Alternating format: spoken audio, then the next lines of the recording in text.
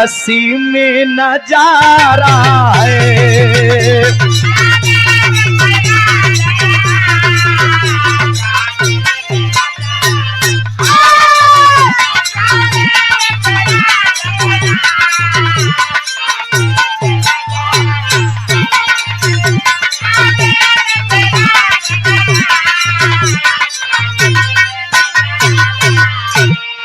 और अखिलेश भगवान ही तो गाड़ी देता तना चुप रह, मरते गरिए देहला पर तुहार जान बच जाई।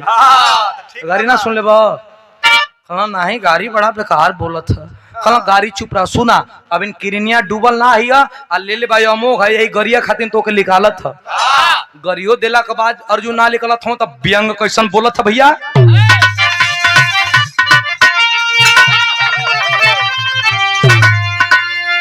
अरे की अच्छा है, अरे की अच्छा है, और की मर जाबो बेकारी के जीने से।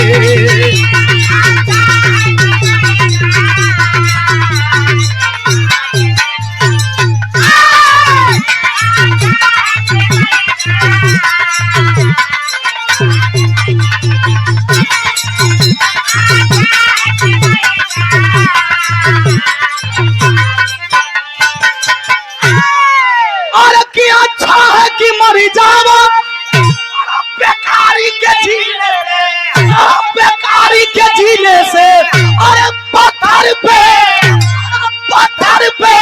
अरे उगे मोती मेहनत के पसीने से। पत्थर पे उगे मोती मेहनत के पसीने।